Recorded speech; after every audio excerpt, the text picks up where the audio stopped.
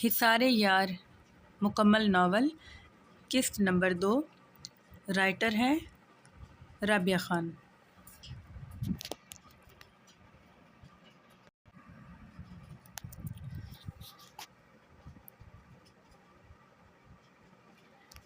ولی احمد۔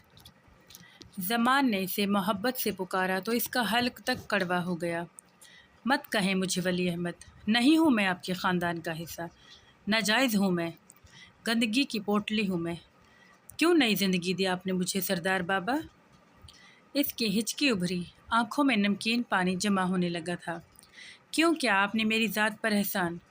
کیوں مجھے اپنی پاکیزہ زندگیوں میں جگہ دی سردار بابا؟ میں تو خاک تھا، خاک ہوں، آپ نے مجھے کیوں اس عذاب میں ڈال دیا؟ زمان نے تکلیف سے اس کی بکھرتی شخصیت کو دیکھا۔ کون بد نصیب تھے جنہوں نے اسے معاشرے کے ظالم بھیڑیوں کے حوالے کر دیا تھا۔ بچے میری بات مت کہیں مجھے بچہ، نہیں ہوں میں بچہ۔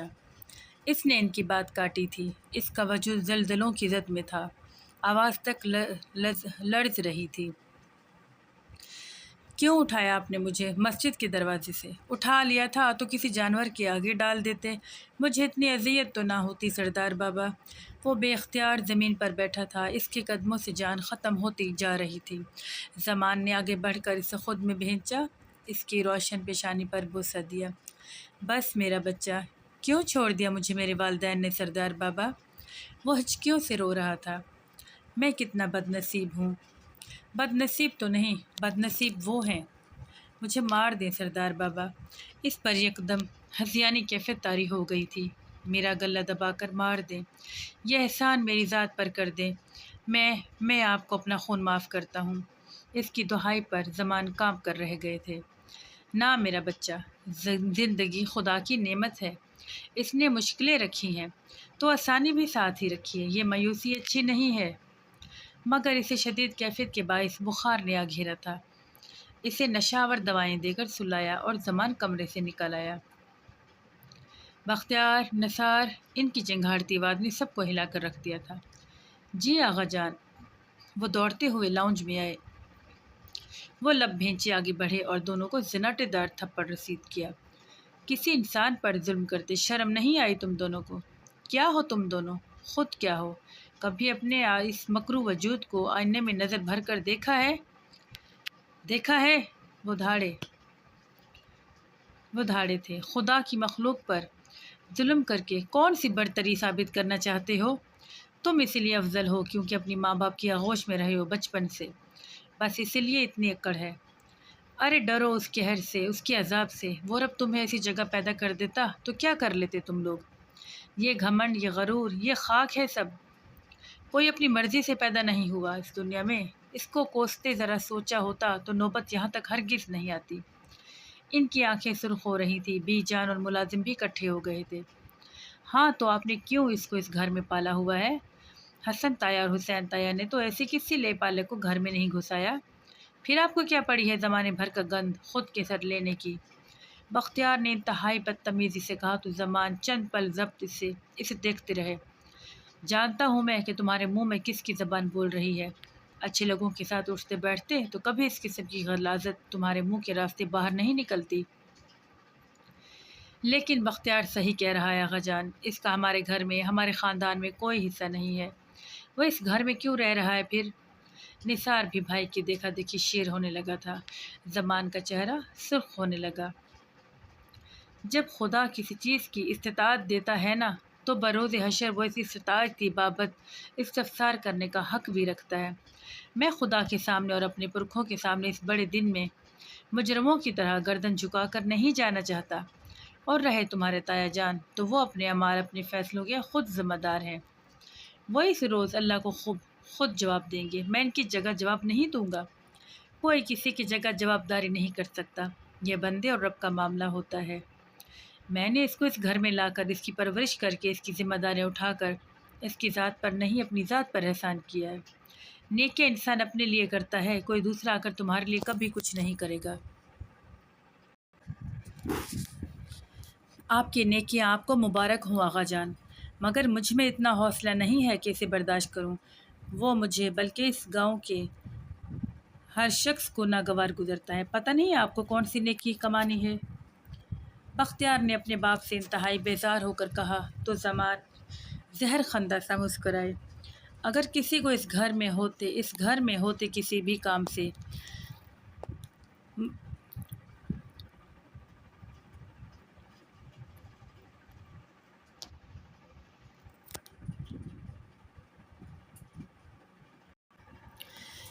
کام سے مسئلہ ہے تو وہ رہا دروازہ۔ انہوں نے داخلی دروازے کی جانب اشارہ کیا۔ وہ یہاں سے جا سکتا ہے۔ میرے گھر میں صرف وہی ہوگا جو میں چاہوں گا۔ آئندہ مجھے حسن بھائی یا پھر بڑے بھائی کی مثالوں سے قائل کرنے کی گستاخی کی تو پھر میں بھول جاؤں گا کہ میری بھی کوئی اولاد ہے۔ ان کے ٹھنڈے لہجے میں جو آگ بول رہی تھی وہ بختیار کو بخوبی محسوس ہوئی اور اس کے دل میں ولی کے لیے لاوا پکنے لگا۔ اس سے اتنی نفرت ہوئی جتنی زندگی میں پہلے کبھی نہیں ہوئی تھی۔ اس کا باپ اسے گھر سے جانے کا کہہ رہا تھا اور وہ وجہ صرف اور صرف ولی تھا۔ خون اس کی کن پٹیوں میں ٹھوکریں مارنے لگا تو وہ دن دناتا ہوا اللہ ان سے اٹھایا۔ زمان نے اپنی اولاد کو افسوس سے جاتے دیکھا تھا۔ ناشتے کی طویل ٹیبل پر سارے گھر کے افراد برا جمان ناشتہ تناول کر رہے تھے۔ آج اتوار تھا مگر بختیار اور نثار دونوں رات کو دیر تک گھر سے باہر رہنے کے باعث اب تک سو رہے تھے، اسی لیے ماحول کا تناؤ نہ ہونے کے برابر تھا۔ زمان احمد نے ناشتے سے ہاتھ روک کر ناشتہ کرتے ولی کے زخموں کو بغور دیکھا۔ بی جان بھی اس کے چہرے کی جانب ہی دیکھ رہی تھی مگر ولی بہت آرام دہ سا لگ رہا تھا۔ اس کے چہرے پر برسوں بعد زمان نے اطمینان کی لہر دیکھی تھی، شاید اسی لیے کہ جس کو وہ مار کر آیا تھا اس نے بہت ظلم کیے تھے اس کی ذات پر، اور یہ سچ تھا۔ اس ہاتھا پائی کے بعد ولی کے جلتے وجود کو قرار آ گیا تھا۔ نور آباد ولی زمین کا کیا بنا ولی؟ زمان نے قصداً اس کے زخموں کو نظر انداز کر کے کہا مگر بی جان نے ان کے نظر انداز کرنے پر پہلو بدلا تھا۔ میں کر رہا ہوں بات نور آباد والوں سے، آج جاؤں گا ان کے بڑوں سے اس معاملے پر گفتگو کرنے، دیکھیں پھر کیا بنتا ہے۔ اس نے بھی سر اٹھا کر جواب دیا، یہ جانتے ہوئے بھی کہ سب نامحسوس طریقے سے اسے ہی دیکھ رہے تھے۔ اس نے سب کی نظروں کو یکسر نظر انداز کیا مگر عمل کی فکر مند سی نگاہیں اس کے چہرے کا طواف کر رہی تھی۔ اس نے سر جھٹکا، جو بھی کرو سوچ سمجھ کر کرنا۔ نور آباد والے بہت خطرناک لوگ ہیں اور ابھی ان کے بڑے الیکشن بھی لڑنے والے ہیں۔ اس سارے عرصے میں کسی بھی قسم کے سکینڈل کو اوائڈ کرنے کی بھرپور کوشش کریں گے۔ تم دھیان رکھنا۔ جانتا ہوں آغا جان، اس مسئلے کو بات سے حل کر لیا جائے تو ہی بہتر ہے، خواہ مخواہ بات بڑھی تو قصہ عدالت تک جائے گا جو ان کی سیاسی ساکھ کے لیے بالکل مناسب نہیں۔ مگر ولی مجھے نہیں لگتا کہ یہ مسئلہ عدالت کے بغیر حل ہوگا، وہ لوگ اتنی آسانی سے ماننے والے ہیں نہیں۔ زمان کے چہرے پر سوچ کی لکیر ابھری تو اس نے انہیں سکون سے دیکھا۔ وہ جو بھی کریں گے دونوں جانب سے نقصان ان کا ہی ہے سردار بابا۔ اس نے نیپکن سے لب تھپ تھپائے اور پلیٹ پرے کی۔ ابھی ان کے حلقے میں انتخابات کا وقت ہے اور پھر دوسری طرف اس علاقے کے تھانے کا اے ایس پی میرا دوست ہے، کوئی بھی حرکت ان کو ہی نقصان پہنچائے گی۔ جب ایک جانب سے ہاتھ بڑھایا جا رہا ہو تو دوسری جانب سے ہاتھ آ جاتے ہیں۔ تمہیں یقین ہے کہ وہ ایس پی دوست ہے تمہارا؟ ان کے سوال پر اس کی سنجیدگی کچھ اور گہری ہو چلی تھی، جیسے وہ بہت کچھ سوچتا رہا ہو، جیسے اسے اندازہ ہو اس سارے معاملے کا۔ اس دور میں کون دوست ہوتا ہے آغا جان؟ اس نے نسواری آنکھوں سے آغا جان کو دیکھا تو وہ نہ سمجھی سے اسے دیکھنے لگی اور دیکھ تو نہ سمجھی سے اس سے بی جان بھی رہی تھی۔ فکر مندی سے مستربانہ انداز میں ناشتہ چھوڑے، جس طرح کا دوست وہ میرا ہے اور جس وجہ سے ہے آپ بخوبی جانتے ہیں سردار بابا، یہاں ہر ایک کو قابو کرنے کی خاص تکنیک ہے، اور ویسے بھی ان پولیس والوں کو تو اپنی زندگیاں اتنی آلودہ ہوتی ہیں، کیا معاملات کو مزید الجھائیں گے۔ آپ بے فکر رہیے، کام ہو جائے گا۔ اس نے بات مکمل کر کے ان کے جواب کا انتظار کیا۔ زمان کے چہرے پر فکر کی لکیروں کے ساتھ ساتھ کمزوری بھی جھلک رہی تھی۔ اس اٹیک کے بعد وہ آج سب کے ساتھ ناشتہ کر رہے تھے۔ ٹھیک ہے، انہوں نے سمجھ کر سر ہلایا، لیکن اپنے ساتھ شاہ نواز کو لیتے جانا اور اگر ضرورت محسوس کرو تو گارڈز کو بھی ساتھ لے لینا۔ بات کے رونے سے احتیاط بہرحال بہتر ہے، انہوں نے بہت تاکید سے اسے کہا تو اس نے اس بات میں سر ہلایا۔ جیسا آپ کہیں ویسا ہی ہوگا سردار بابا۔ اچھا ہاں، انہیں بے اختیار کچھ یاد آیا تو ولی نے انہیں دیکھا۔ علامہ دین صاحب کی بیٹی کا کیس کا کیا ہوا؟ پچھلی پیشی پر شاہ نواز کہہ رہا تھا کہ معاملات کچھ خاص آگے نہیں بڑھے، لگتا ہے جیسے وہ اس معاملے کو لٹکانا چاہتے ہیں۔ ان کے کہنے پر اس نے بھی سر ہلایا تھا، پھر کہنے لگا، میں گیا تھا پچھلی پیشی پر، معاملات واقعی اٹکے ہوئے ہیں سردار بابا۔ علامہ صاحب کی بیٹی کو پیشی کے لیے بار بار بلایا جا رہا ہے، جس کا صرف ایک ہی مطلب ہے کہ وہ اس کیس کے ذریعے انہیں ذہنی اذیت پہنچانا چاہتے ہیں تاکہ وہ تنگ آ کر کیس ہی واپس لے لیں۔ میں دیکھتا ہوں اس مسئلے کو بھی، آپ فکر مت کریں۔ بہت ذمہ داری سے کہہ کر اس نے زمان کی پریشانی اپنے سر لے لی تھی۔ وہ ان کا جتنا بھی احترام کرتا، ان کی جتنی بھی خدمت کرتا وہ کم تھی، انہوں نے اسے عزت دی تھی، اس کے مقابلے میں یہ کام کچھ بھی نہیں تھے۔ صحیح، جیسے ہی کوئی پروگریس ہو مجھے ضرور آگاہ کرنا۔ علامہ صاحب بہت پریشان تھے، پہلے ہی اس مسئلے کی وجہ سے۔ فکر مندی سے کہہ کر انہوں نے بھی ہاتھ نیپکن سے صاف کیے، پھر زمانی بیگم کو چائے کا اشارہ کیا۔ ان کے اشارے پر بی جان نے جھٹ سے گرم گرم چائے کپ میں انڈیلی۔ بھورا مایا کپ میں بہنے لگا۔ اب میں اجازت چاہوں گا سردار بابا۔ وہ انہیں کچھ پل دیکھتا رہا، پھر کوئی کام نہ ہونے کی وجہ سے اٹھنے لگا تو بی جان یکدم بولی، یہ زخم ولی، یہ کیسے آئے تمہیں؟ وہ اٹھتے اٹھتے بیٹھ گیا تھا۔ زمان چائے پیتے پیتے بی جان کی بے صبری پر مسکرائے تھے، البتہ گردن اٹھا کر انہوں نے بھی ولی کو دیکھا تھا، اور دیکھ تو اسے عمل بھی رہی تھی۔ سب کا مرکز بننا ولی کو کوفت ہونے لگی۔ ایک چھوٹا سا ایکسیڈنٹ ہو گیا تھا بی جان، کہا تو صرف اتنا ہی، مگر بی جان کی تسلی نہیں ہوئی تھی۔ کوئی دوائی لی ہے؟ وہ اس سے پوچھ رہی تھی۔ دوا، سب سے بڑی دوا تو یہ لڑائی ہی تھی جس کے بعد وہ پرسکون ہو گیا تھا۔ اس کے اندر پکتا غم و غصہ باہر نکلا تو اس نے خود کو بہت ہلکا محسوس کیا تھا۔ جی بی جان، لی ہے دوا، سب کو ایک نظر دیکھا، اب میں اجازت چاہوں گا، اور کرسی گھسیٹتا اٹھ کھڑا ہوا۔ وہ پلٹنے لگا جب سامنے سے ناجیہ آتی دکھائی دی۔ وہ اسے دیکھ کر بالکل ہلکا سا مسکرائی تھی، مگر ولی نے ایک سپاٹ نظر اس پر ڈالی اور باہر کی جانب بڑھ گیا۔ اس کے اس طرح کے رد عمل سے بھی ناجیہ کو فرق نہیں پڑا تھا، وہ اسے پسند کرتی تھی بچپن سے۔ کوئی اندھا بھی دیکھ کر بتا سکتا ہے۔ ارے ناجیہ، اتنی صبح صبح؟ بی جان اس سے کہہ رہی تھی کہ وہ ذرا ترچھی ہوئی اسے جاتا دیکھ رہی تھی۔ نسواری رنگ کے قمیض شلوار میں اس کا دراز قد نمایاں تھا، چوڑی پشت اور مضبوط سراپے کو پیچھے سے دیکھتے اس کے دل میں کھل بولی مچی تھی، اگر جو وہ اس کا ہو جاتا تو کاش۔ مگر اسی وقت وہ دروازے کے پار غائب ہوا تو اس نے بھی چہرہ موڑ کر بی جان کو دیکھا، جو عمل کے ساتھ ناشتے کے برتن سمیٹ رہی تھی۔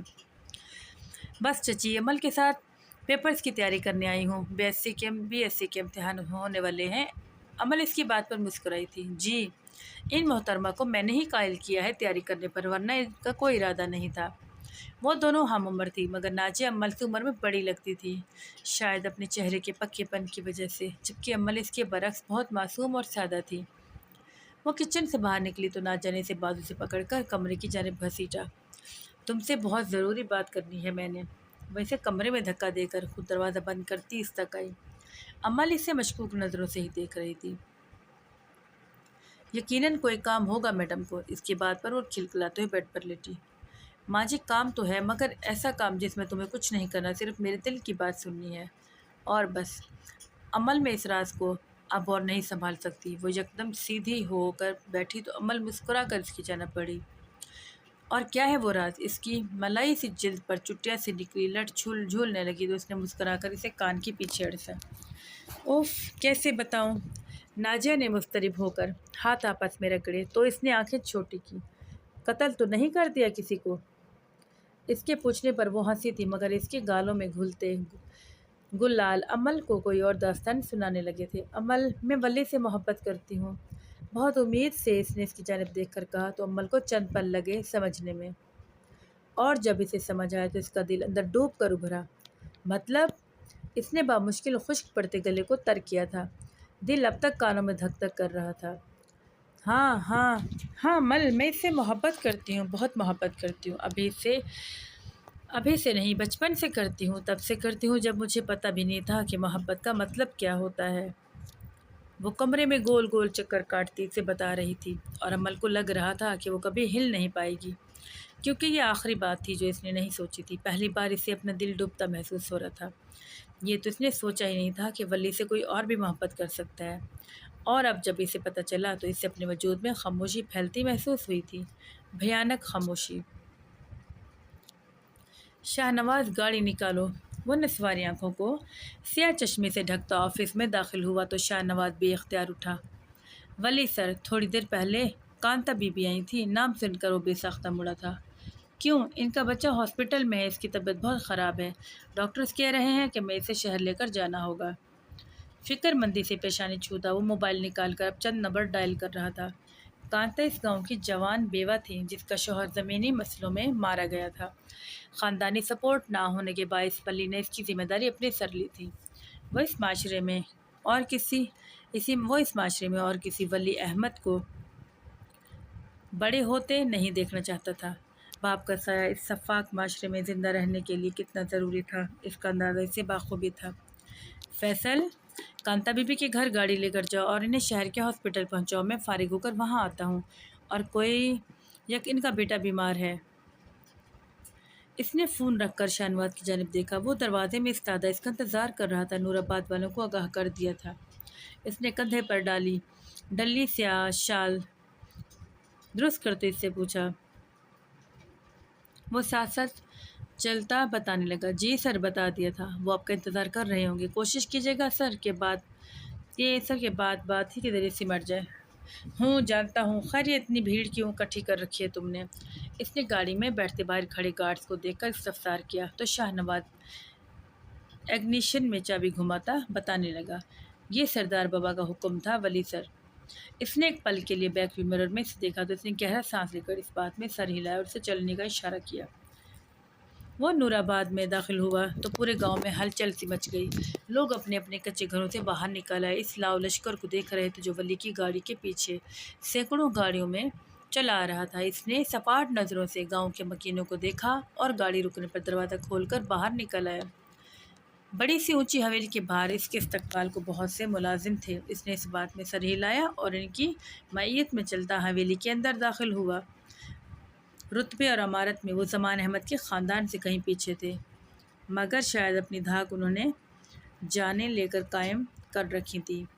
اس کے پیچھے اس کے سارے گارڈز تھے۔ بیٹھک کے باہر سب گارڈز کو اندر جانے سے روکا گیا تو اس سے سر کے اشارے سے انہیں اجازت دی، البتہ شاہ نواز کے ساتھ ہی اندر داخل ہوا تھا۔ گاؤں کا وڈیرے ارباز شاہ گھنی مونچھوں کا تاؤ دیتا اسے سرد نگاہوں سے دیکھ رہا تھا۔ اس کے آس پاس گاؤں کے بہت سے نامور لوگ بھی بیٹھے تھے جو ہر پنچایت میں شاید اہم جانے جاتے تھے۔ ان کا یوں ساتھ بیٹھنا صرف ظاہر کرتا تھا کہ انہیں اس کا مطلب ہرگز بھی اچھا نہیں لگا۔ وہ مسکراتا ہوا ان کے سامنے کرسی پر بیٹھا، شاہ نواز اس کے ساتھ کھڑا ہو گیا تھا۔ ہم نے تو سوچا تھا کہ کوئی بڑا سا آدمی آئے گا، مگر زمان نے تو بات کرنے کے لیے بچہ بھیج دیا۔ اس کی کم عمری پر چوٹ کرتا وہ سیدھا ہوا تو ولی کی مسکراہٹ گہری ہوئی۔ شاہ صاحب، آپ پر زیادہ بوجھ نہ پڑے، اسی کا خیال کرتے ہوئے انہوں نے آپ کے پاس بچہ بھیجا ہے۔ اس کے انداز پر سلگتا ہوا ارباز ذرا آگے کو ہوا اور اس کی نسواری آنکھوں کو کاٹدار نظروں سے دیکھا۔ ولی کو اندازہ ہو رہا تھا کہ اس کو ظالم کیوں کہا جاتا ہے۔ تم شاید یہاں کا قانون نہیں جانتے، جو چیز ہمارے علاقے میں ہوتی ہے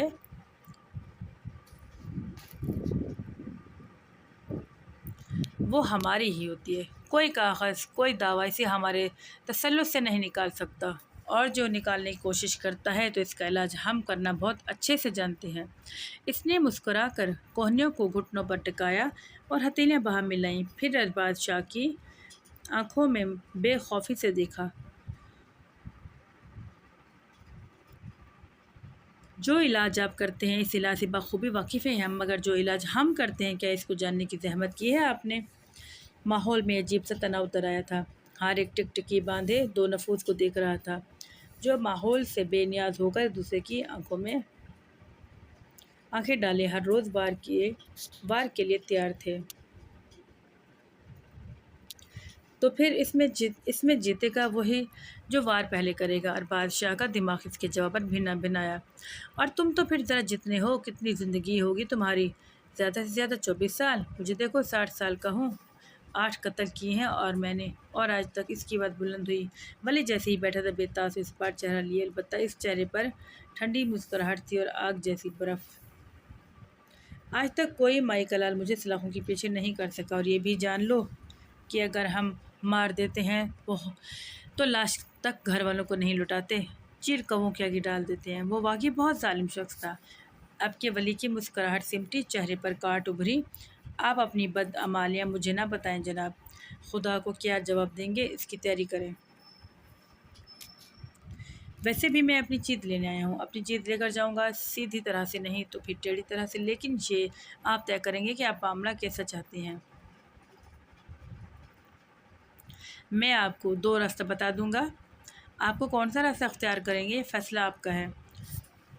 اس نے ابلتے غصے کو قابو کر کے بڑے ٹھنڈے انداز میں آگے والے پر سیسا انڈیلا تھا۔ ارباز شاہ کی آنکھیں حد تک پرسرخ ہوئیں۔ ہم باتوں کو دہرانے کے عادی نہیں ہیں لڑکے، اس کی غرض پر کمرے میں خاموشی کے بعد سناٹا محسوس ہوا، مگر ولی ایسے ہی بیٹھا تھا جیسے وہ اس کے لیے ذہنی طور پر تیار تھا۔ میری لاش کے لیے کوئی میرا انتظار نہیں کرے گا شاہ صاحب، اتنا میں آپ کو بتا دیتا ہوں، اور یہ بھی کہ جس کے آگے پیچھے کوئی نہیں ہوتا وہ اس کائنات کا سب سے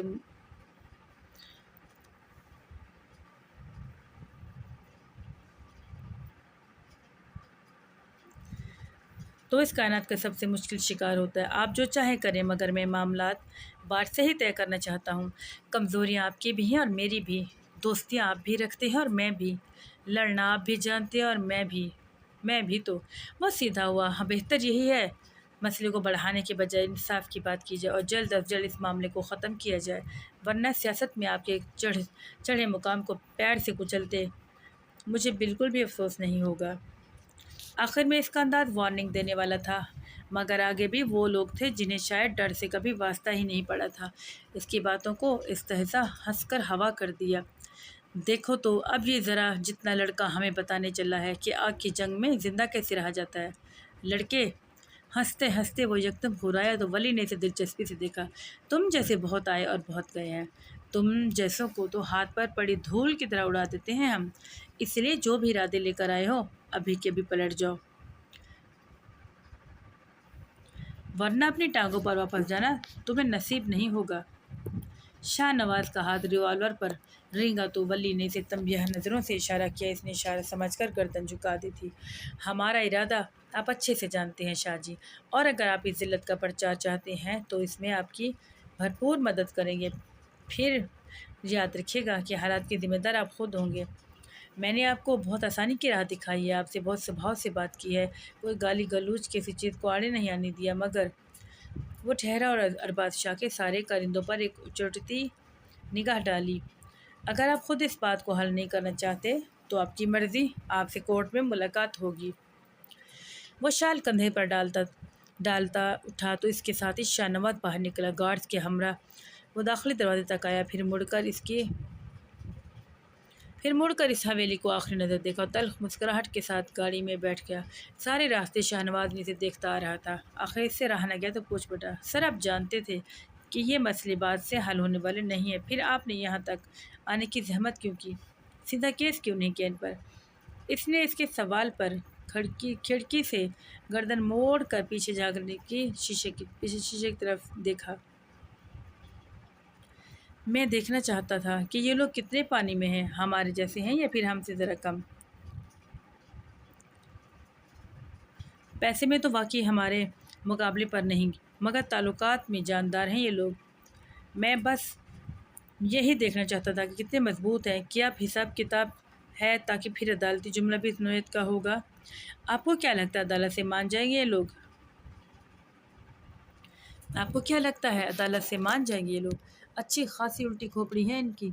اس کی بات پر ولی نے سوچتی نظر کھڑکی کی جانب پھیر دی، پھر گہرا سانس لے کر گویا ہوا، قانون کا ڈنڈا بہت سخت ہوتا ہے شاہ نواز، یہ سزائیں کیوں رکھی گئی ہیں نور آباد جیسے ٹیڑھے لوگوں کے لیے؟ نہ مان کر اپنا نقصان ہے، میرا کچھ نہیں، ہمارا کیس ہر لحاظ سے مضبوط ہے۔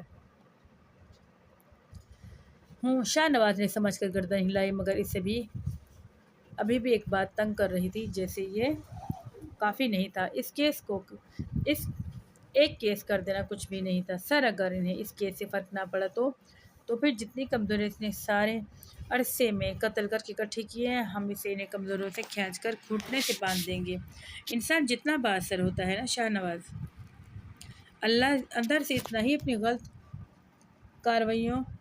غلط کاریوں اور کمزوریوں کے جال میں جکڑا ہوتا ہے۔ اگر تمہارے ہاتھ میں کوئی سیدھی طرح نہ آئے تو اسی گردن مروڑ کر اسے قابو کرنا اور کچھ پوائنٹس تو ایسے ہوتے ہیں کہ جن پر ہاتھ رکھنے کے بعد انسان سانس بھی نہیں لے سکتا۔ ہمیں بس ان حساس جگہوں کا علم رکھنا چاہیے، بندہ اپنے آپ قابو آ جاتا ہے۔ وہ ویسے ہی کھڑکی سے باہر دیکھتا بول رہا تھا۔ شاہ نواز نے سمجھ کر سر ہلایا اور گاڑی ہاسپٹل کی جانب موڑو، مجھے کانتا بی بی کے بیٹے کو دیکھنا ہے۔ یاد آنے پر اس نے کہا تو شاہ نواز نے تعمیل کرتے ہوئے گاڑی ہسپتال کو جاتے راستے پر ڈال دی۔ زندگی کے چند دن یوں ہی دبے پاؤں گزر گئے تھے۔ جاتی گرمیوں نے سردیوں کا تحفہ پیش کیا اور اپنے جلستان چل سمیٹ کر اپنی متعین سمت روانہ ہوئی۔ سردیوں میں بھی گاؤں کے کھلے میدان اور پہاڑی علاقے کے بعد سردی کا دور شدید تھا۔ ٹھٹھرا دینے والی ہوا نے سب کچھ یکبستہ کر دیا تھا۔ حویلی میں بھی گرم کپڑے اور سردیوں کے لحاظ سے پکوان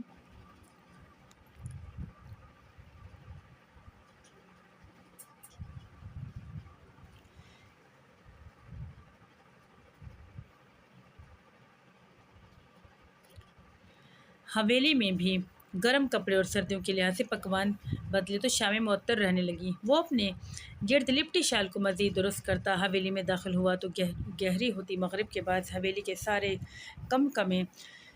کمے روشن کر دیے گئے تھے۔ بی جان لاؤنج میں بیٹھی نورا کو ہدایت دیتی سبزیاں کٹوا رہی تھی اور سارے لاؤنج میں ایک عجیب سا پھیلا تھا۔ اسی اندر آتا دیکھ کر بی جان اس کی جانب متوجہ ہوئی۔ اس کے زخم کافی حد تک مندمل ہو چکے تھے، البتہ ناک پر لگا زخم ایک چھوٹے سے کٹ کی صورت دکھائی دیتا تھا۔ ولی بیٹا امل اور ناجیہ کو شادی میں لے کر جانا ہے۔ ساتھ والے گاؤں میں شادی ہے ان کی بچپن کی سہیلی کی۔ کچھ دیر پہلے ناجیہ آئی تھی، کہہ کر گئی ہے کہ ولی کے ساتھ جائیں گے کیونکہ ڈرائیور دونوں گھروں کے مصروف ہیں۔ تم لے جاؤ گے نا؟ وہ صفحے پر بیٹھی گردن اسی کی جانب پھیرے کہہ رہی تھی۔ آخر میں اس کے چہرے کو جانچتے سوال کیا تو اس نے سر اس بات میں ہلایا۔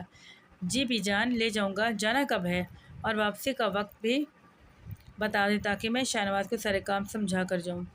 اس نے ادب سے کہہ کر انہیں دیکھا تو وہ امل کو آواز دینے لگی۔ اتنے دنوں میں ولی کا سامنا امل سے آج ہو رہا تھا۔ اس کا دل بے اختیار مچلا۔ امل شاید تیار ہو رہی تھی، اس لیے دونوں ہاتھوں سے کان میں جھمکا ڈالتی دوپٹے سے بے نیاز لاؤنج میں آئی تو ولی کے کان سرخ ہوئے۔ اس نے بے ساختہ رخ موڑا تھا، وہ بھی گھبرا کر دوبارہ کمرے میں دوپٹہ لینے دوڑی تو کام کرتی نورا ہنس پڑی۔ سب کچھ ذرا سے لمحوں میں ہوا تھا۔ بی جان کو کچھ خبر نہیں ہوئی اور دو نفوس پر بہت سی ساعتیں بیت گئیں۔ ارے کہاں رہ گئی ہے امل؟ کب سے وعدے دے رہی ہوں، مجال ہے جو یہ لڑکی سن لے ایک آواز میں بی جان نے بلند آواز سے کہا تو اس بار دوپٹے کو سر تک ڈالے لاؤنج میں آئی۔ اس کا دل کانوں میں دھک دھک کر رہا تھا، وہ اس وقت میں سما جانا چاہتی تھی۔ ولی موبائل پر جھکا بلا وجہ بٹن دبا رہا تھا کیونکہ ابھی اسے دیکھنے کا مطلب تھا اس سے کنفیوز کرنا۔ ارے بتاؤ ولی کو کہ کب تک جانا اور واپسی کب تک ہوگی؟ امل کے چہرے پر ناسمجھی پھیلی۔ ولی کیوں؟ بی جان نے کٹی شبدوں کو الگ کر کے رکھا، پھر اسے دیکھا جو دوپٹے سے سارا وجود ڈھک کے انہیں ناسمجھی سے دیکھ رہی تھی۔ ناجیہ کہہ گئی تھی کہ ولی کے ساتھ جائیں گے، گھر کے ڈرائیورز فارغ نہیں ہیں، اس لیے اس نے تمہیں نہیں بتایا؟ انہوں نے اسے ہاتھ روک کر دیکھا تو اس کی آنکھوں نے بے ساختہ ولی تک کا سفر کیا۔ اس کا دل پھر سے ڈوب کر ابھرتا۔ کیا ولی بھی ناجیہ کو؟ اور اس کے آگے سے اس سے سوچے بس ابھی تھوڑی دیر میں نکلنا ہے اور واپسی کا وقت 9 بجے کا تھا۔ اس نے بامشکل گلا کھنکار کر کہا تو ولی سر ہلاتا اٹھا تھا۔ بی جان میں ذرا شاہ نواز کو سمجھا دوں، پھر آتا ہوں۔ وہ باہر کی جانب بڑھا تو امل سفید چہرہ لیے بوجھل دل کے ساتھ لاؤنج سے پلٹ آئی۔ اس کا دل کہیں بھی جانے کا نہیں چاہ رہا تھا، اس سے بس کمرہ بند کر کے ڈھیر سارا رونا تھا، مگر مجبوری سر سے دوپٹہ اٹھا کر وہ آئینے میں کھوئی ہوئی نظروں سے دیکھتی بالوں کو سنوارنے لگی۔ اس کے دل پر بہت سا بوجھ آن گرا تھا۔ جب تیار ہو کر وہ دونوں سفید حویلی سے باہر کی سمت بڑھیں تو ولی کو کار سے ٹیک لگائے کسی سے فون پر بات کرتا پایا۔ وہ سفید قمیض شلوار میں ملبوس کتھئی شال کو سردی کے پاس گردن کے گرد لپیٹے مصروف سا دکھتا تھا۔ اس کا دراز قد اور وجیہہ نقوش سے اس حویلی کے سب مردوں میں ممتاز کرتے تھے اور ولی کو اس بات کا علم تھا، مگر وہ کبھی بھی اس سے لطف اندوز نہیں ہوا تھا۔ امل نے بوجھل دل کے ساتھ اسے دیکھتے حویلی کا دروازہ پار کیا۔ وہ ڈل گولڈن رنگ کے لانگ فراک زیب تن کیے ہوئے تھی، جس کا چوڑی دار پاجامہ فراق کی لمبائی کے بعد بمشکل نظر آ رہا تھا۔ سنہرے رنگ کے فراکس کا اس کے چہرے پر سنہرے پن سے دہک اٹھا۔ ہلکے سے میک اپ اور ہم رنگ جھمکوں سے مزید حسین دکھ رہی تھی، مگر اس کی آنکھیں اس ساری تیاری کا ساتھ ہرگز نہیں دے رہی تھی۔ اس کے برعکس نازیہ نے تیز نارنجی رنگ کا کالا فراک پہن رکھا تھا۔ میک اپ بھی اتنا ہی گہرا کر رکھا تھا، مگر جو کشش عمل کی معصوم خوبصورتی میں تھی وہ نازیہ میں ڈھونڈنے سے بھی نہیں ملتی تھی۔ ولی نے عمل کو ایک نظر دیکھا، پھر بالوں میں بے بسی ہاتھ پھیرنا فرنٹ کھول کر وہ اتنی پیاری لگ رہی تھی کہ ولی کو اپنا دل سنبھالنا مشکل ہو گیا۔ جب وہ دونوں پچھلی سیٹ پر آ بیٹھیں تو اس نے گاڑی آگے بڑھا دی۔ نازیہ کار کے بائیں اور عمل دائیں جانب بیٹھی تھی۔ ولی نے خفیف سی نظریں اٹھا کر اسے شیشے میں دیکھا اور اپنی نظریں سامنے کی جانب جما دی۔ آپ سارا دن کہاں ہوتے ہیں ولی؟ کبھی آپ ساتھ نہیں بیٹھتے گھر والوں کے؟ اب ایسے تو نہیں ہوتا نا، ایک گھر میں رہتے ہوئے انسان کو کچھ تو خیال کرنا چاہیے۔ عمل تو عمل، ولی بھی اس کی بے تکلفی پر حیران ہوئے بنا نہ رہ سکے۔ اس کے اتنے ہلکے پھلکے انداز پر ولی کے ماتھے پر بے اختیار بل پڑے تھے۔ میں سارا دن مصروف ہوتا ہوں بی بی۔ اس کی بات بے لچک تھی۔ عمل کو اس کی بات سے بھی خوف آیا۔ اگر جو کسی دن ولی سے ایسے بات کی تو مر ہی جائے گی۔ ایک تو آپ یہ بی بی کام کا دم چھلانگ لگانا مت چھوڑیے گا۔ اس کے بیزار ہو کر کہنے پر ولی نے کوئی جواب نہیں دیا۔ گاڑی میں آ کر ایک سی خاموشی پھیل گئی تھی۔ ویسے اتنے مصروف ہوتے ہیں تو سارا دن کرتے کیا ہیں آپ؟ کون سی مصروفیت، ذرا ہمیں بھی تو پتہ چلے۔ وہ عمل کو دیکھ کر شرارت سے مسکرائی، مگر عمل مسکرا بھی نہ سکی۔ وہ ولی کو جانتی تھی کہ وہ کسی مرد سے کبھی بے تکلف نہیں ہوا کرتا تھا، اور مقابل پھر نازیہ تھی۔ میں یہ بتانا ضروری نہیں سمجھتا۔ اس کا آپ کی چہرہ سپاٹ ہوا تھا، بے تاثر نظروں سے باہر دیکھتا۔ وہ ڈرائیوری کرتا ہوا بالکل لاتعلق سا ہو گیا۔ عمل بی بی سے واپسی کا وقت کیا ہے؟ کچھ دیر بعد اس نے نازیہ کے بجائے عمل کو مخاطب کیا تو نازیہ کا چہرہ حد تک سے سرخ ہوا تھا۔ عمل نے گھبرا کر پہلے نازیہ کو دیکھا۔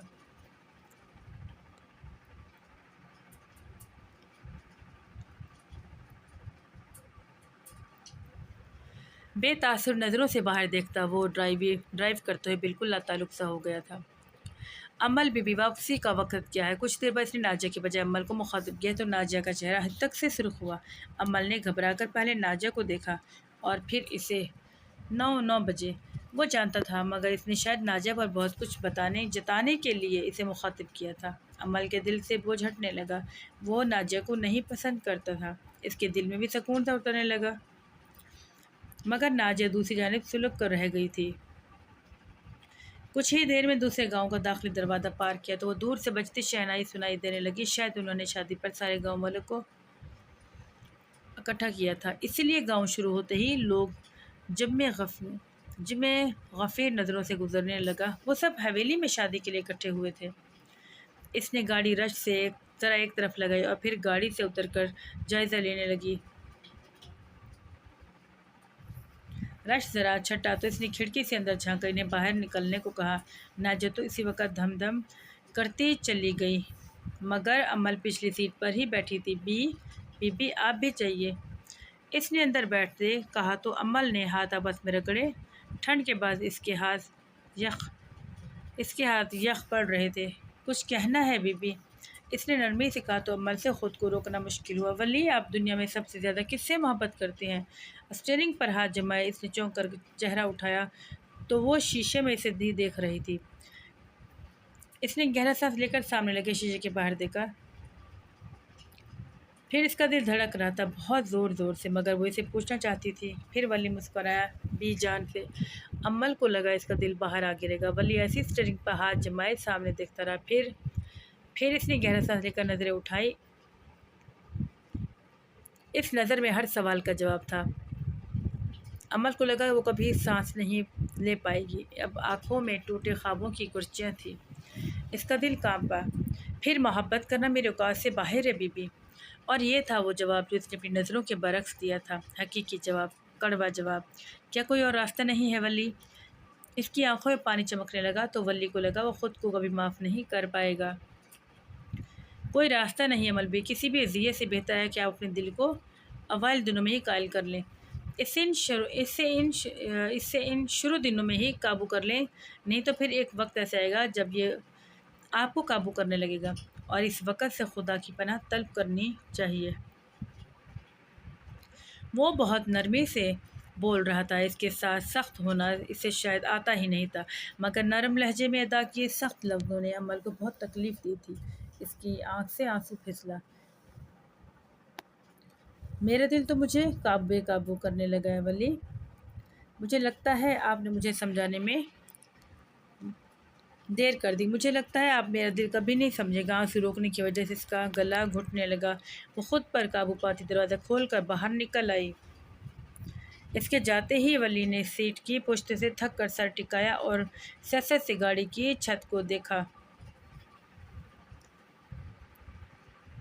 اس کا دل اندھیروں میں ڈوب کر ابھرنے لگا تھا۔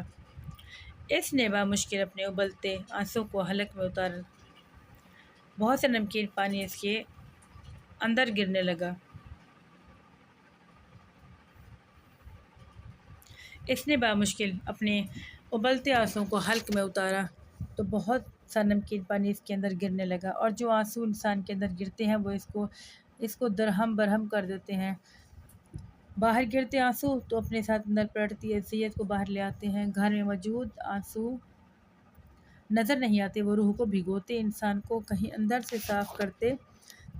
اس کے اندر پلتی کثافت، گھٹن، تنگ دلی اور بہت سے جذبے ان آنسوؤں کے ذریعے باہر بہہ جاتے ہیں، مگر محبت، ہاں محبت اور ان آنسوؤں کے گرنے سے کچھ اور سیراب ہو جاتی ہیں۔ اس کی محبت بھی سیراب ہو رہی تھی، اپنی طاقت قائم رکھنے کے لیے اس کی جان کھینچ رہی تھی۔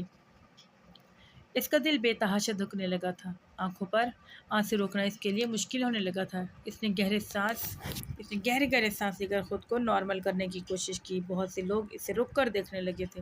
وہ حویلی کے کئی ایکڑ پر پھیلے لان میں کھڑی تھی اور اس نے ساتھ لگے فوارے کا کنارہ تھام رکھا تھا۔ فوارے کے 3 درجوں سے پانی بہتا دوبارہ اوپر کی طرف سمٹ جا رہا تھا۔ اس نے سانس بحال کر کے خشک پڑتے لبوں پر زبان پانی پھیر کر انہیں تر کیا، اور پھر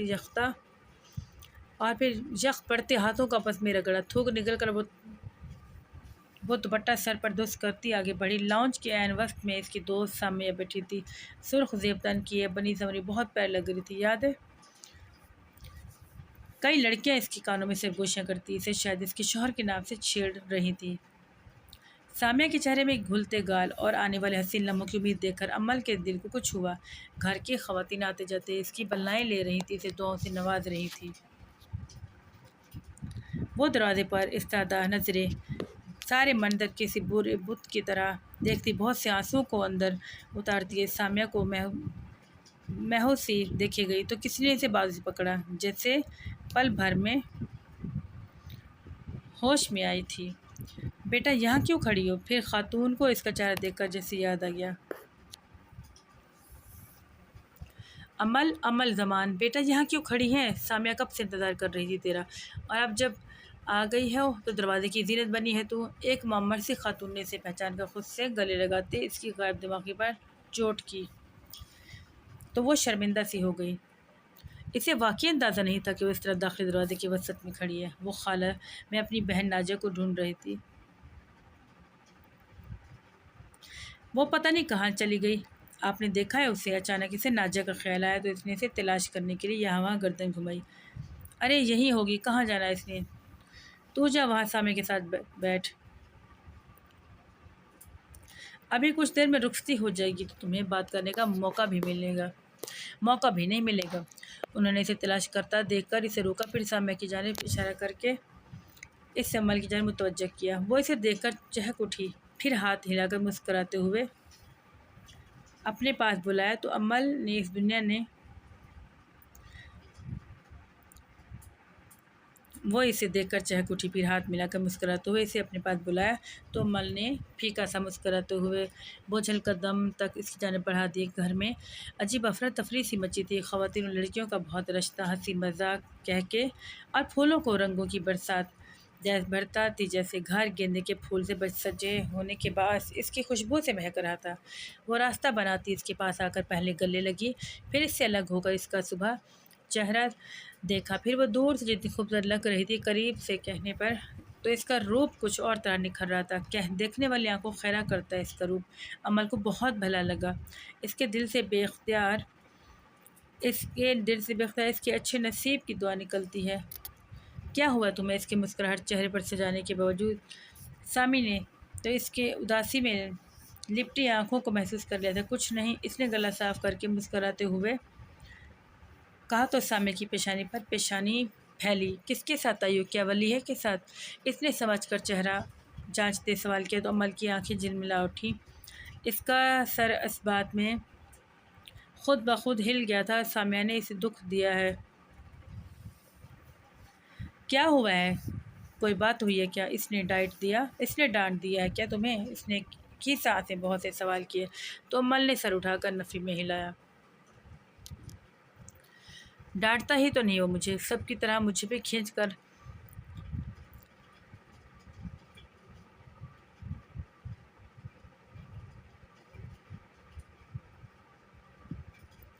ساری دنیا کے ساتھ بھی اتنا ہی برتتا ہے تو مجھے کیوں الگ رکھا ہوا ہے؟ سب سے میرے ساتھ بھی ویسا ہی کریں، مجھے کیوں الگ جگہ دی گئی؟ اسے اندازہ بھی نہیں اس کی نرمی مجھے اندر تک کہاں زخمی کرتی ہے۔ وہ بولتے بولتے اس کی آنکھوں سے آنسو پھسلا تو سامیہ سے سر اٹھا کر کمرے میں لے آئی۔ باہر کا شور ہنگامہ کمرے کا دروازہ بند کرتے ہی دب سا گیا۔ وہ شاید سامیہ کا کمرہ تھا، اسی لیے ہر جگہ پھیلے ہوئے کپڑے، گلاب کے پھول اور پرفیوم کی ملی جلی مہک نے کمرے کے عجیب سے حصار میں رکھا ہوا تھا۔ اس نے اس بیڈ پر پھر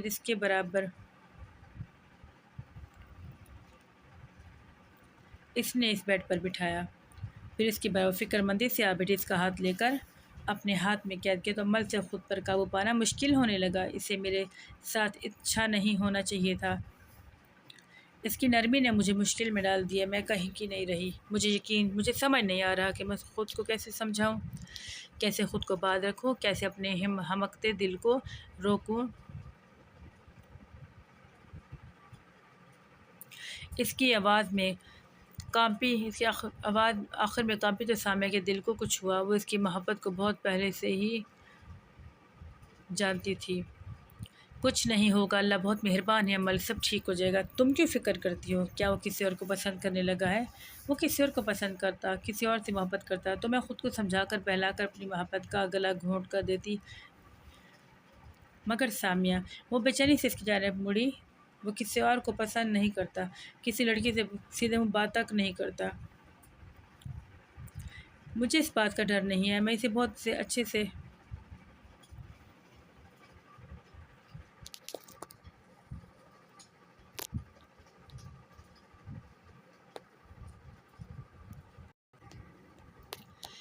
مجھے اس بات کا ڈر نہیں ہے، میں اسے بہت اچھے سے جانتی ہوں، مگر جس داغ نے اس کی ذات کو بچپن سے خول میں قید کر رکھا ہے وہ داغ اب سے مجھ سے دور کر رہا ہے۔ سامی، میں نے اس کی آنکھوں میں اپنے لیے محبت کی نمی دیکھی ہے، اس کے گریز میں پناہ عقیدت محسوس کی ہے۔ میں نے وہ سب کچھ دیکھا ہے سامیہ، جو عرصے سے چھپانا چاہتا تھا۔ بولتے بولتے وہ رکی تو سامیہ نے اسے کندھے سے تھام کر اس کی بھیگی آنکھوں کو دیکھا۔ وہ بہت ٹوٹی اور بکھری لگ رہی تھی۔ اگر وہ تم کو واقعی چاہتا ہے تو وہ تم تک آنے کی کوشش ضرور کرے گا عمل، وہ تمہیں یوں اس طرح منجھدار میں نہیں چھوڑ سکتا۔ وہ ایسا کبھی نہیں کرے گا، بھروسہ کرو اس پر۔ اس پر تو اپنے آپ سے بھی زیادہ بھروسہ ہے مجھے، مگر وہ میرے قریب کبھی نہیں آئے گا سامیہ۔ وہ اپنے ساتھ میری ذات کو نہیں رولنا چاہتا، وہ خود کو مکروہ سمجھتا ہے، اپنے سائے سے بھی نفرت کرتا ہے۔ دکھ اسی بات کا تو ہے کہ وہ خود کو نہیں پہچانتا۔ وہ نہیں جانتا سامی کتنے لوگ اسے دیکھ کر اندازہ زندہ ہیں، سانس لے رہے ہیں، اس کی ذات میں تحفظ محسوس کرتے ہیں۔ بہت سے لوگ ہیں سامی، مگر وہ نہیں جانتا، کچھ نہیں پتہ اسے۔ اس کا دکھ اب غم میں بدلنے لگا تھا۔ میں بات کروں اس سے؟ سامیہ نے اس کی جانب امید بھری نظروں سے کہا تو عمل نے تھک کر سر نفی میں ہلایا۔ اس سے کیا ہوگا؟ بات کرنی ہوتی اور بات سے وہ مان جاتا تو یہ میں کر چکی ہوں۔ وہ کبھی نہیں مانے گا۔